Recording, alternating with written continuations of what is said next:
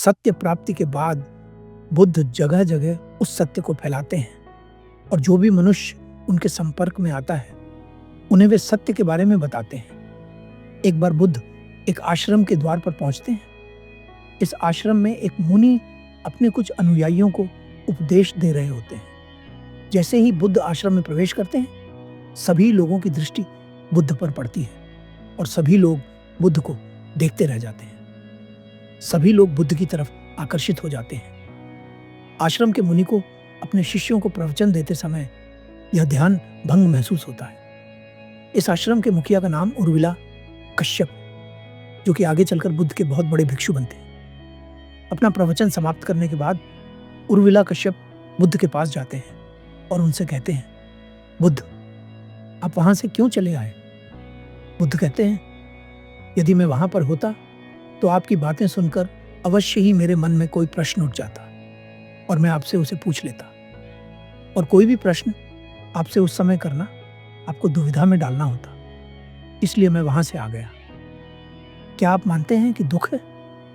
उर्विला कश्यप कहते हैं, हाँ, मैं मानता हूं कि दुख है। बुद्ध कहते हैं, क्या आप मानते हैं कि दुख का कारण है? उर्विला कश्यप कहते हैं, हाँ, मैं मानता हूं कि दुख का कारण है। बुद्ध कहते हैं, तो इसका निवारण भी होगा, परंतु मैं आपसे एक प्रश्न पूछना चाहता हूं बुद्ध। बुद्ध कहते हैं, तुम्हारा जो प्रश्न हो वह तुम मुझसे पूछ सकते हो। उर्विला कश्यप कहते हैं, आप सुनी सुनाई बातें नहीं कहते हैं, आप अपने अनुभव की बातें करते हैं। आप कहते हैं, पर एक प्रश्न जो मेरे मन में हमेशा छुपता है वो यह है, क्या ये पूजा पाठ, कर्मकांड, हवन आदि सब व्यर्थ है?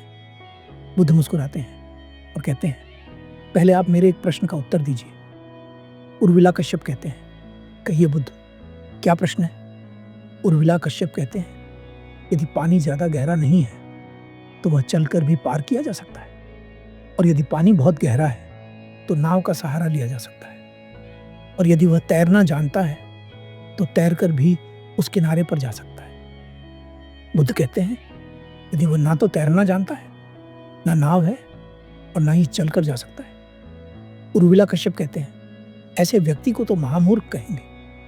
बुद्ध कहते हैं, ठीक उसी तरह चाहे आप कितना भी कर्मकांड कर लें, चाहे आप कितनी भी पूजा पाठ कर लें, जब तक आप खुद नदी के उस किनारे पर नहीं पहुंचना चाहेंगे, खुद प्रयास नहीं करेंगे, तब तक।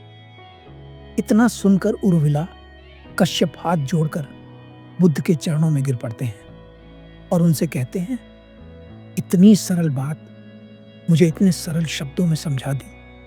बुद्ध, आप मुझे अपना अनुयायी स्वीकार करें। और उर्विला कश्यप बुद्ध के अनुयायी बन जाते हैं। 1% भी काम नहीं आएगा, इसलिए यदि आप चाहते हैं कि आप वो बने जो आप दिल से चाहते हैं, तो आपको उसके लिए कृत्य खुद ही करना होगा, खुद ही खड़े होकर आपको आगे बढ़ना होगा। धन्यवाद। एक बड़े कमाल की घटना सिद्धार्थ के जीवन से।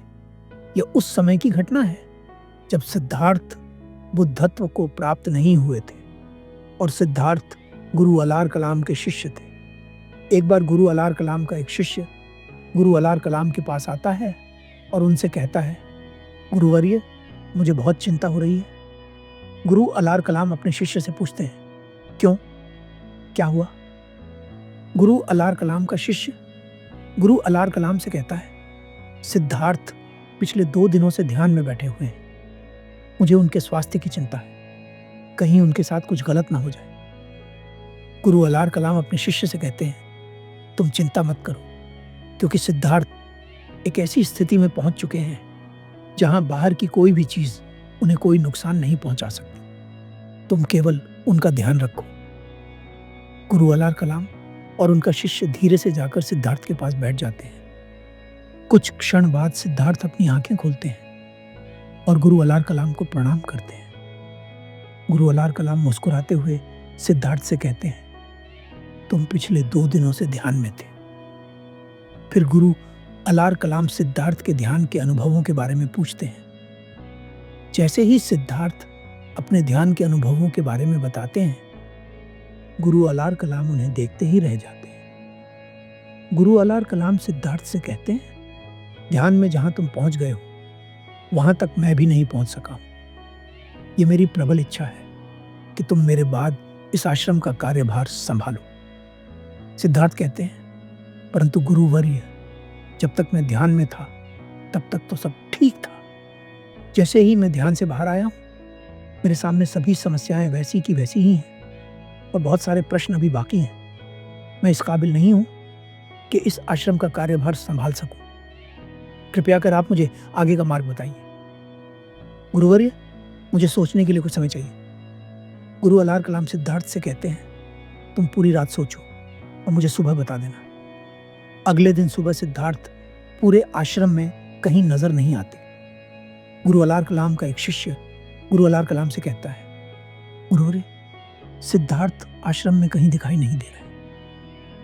गुरु अलार कलाम अपने शिष्य से कहते हैं, वैसे तो सिद्धार्थ को अब किसी की आज्ञा की जरूरत नहीं रही है, पर मैं जानता हूं कि सिद्धार्थ मुझे बिना बताए कहीं नहीं जाएंगे। इतने नहीं, गुरु अलार कलाम देखते हैं कि सिद्धार्थ स्नान करके उनके पास आ रहे हैं। जैसे ही सिद्धार्थ गुरु अलार कलाम के पास पहुंचते हैं, गुरु अलार कलाम सिद्धार्थ से पूछते हैं, तो क्या सोचा तुमने? तुम इस आश्रम का कार्यभार संभालोगे ना? सिद्धार्थ कहते हैं, मुझे क्षमा कीजिए, क्योंकि अभी मेरे भीतर बहुत सारे प्रश्न हैं और मैं इन सभी प्रश्नों के उत्तर जानना चाहता हूँ। मैं और आगे जाना चाहता हूँ। आगे का मार्ग आप ही मुझे बताएंगे गुरुवर्य, क्योंकि मुझे यहाँ से आगे की यात्रा कौन बता सकता है। गुरु अलार कलाम सिद्धार्थ से कहते हैं, मगध राज्य में तुम्हें तुम्हारे दूसरे गुरु मिलेंगे, जिनका नाम है उद्रक राम पुत्र। आगे का मार्ग वो तुम्हें बताएंगे। सिद्धार्थ झुककर अपने गुरु अलार कलाम के पैर छूते हैं और वहां से जाने लगते हैं। जहां सिद्धार्थ खड़े थे, वहां की मिट्टी लेकर गुरु अलार कलाम अपने माथे पर लगाते हैं। गुरु अलार कलाम के सभी शिष्य ये देखकर चौंकते हैं कि सिद्धार्थ के पैरों की मिट्टी को गुरु अलार कलाम अपने माथे पर क्यों लगा रहे हैं। गुरु अलार कलाम के सभी शिष्य अपने गुरु से पूछते हैं, आप ऐसा क्यों कर रहे हैं? गुरु अलार कलाम अपने सभी शिष्यों से रोते हुए कहते हैं, तुम भी इनके चरणों की मिट्टी अपने माथे से लगा लो। पता नहीं फिर यह अवसर कभी मिले न मिले।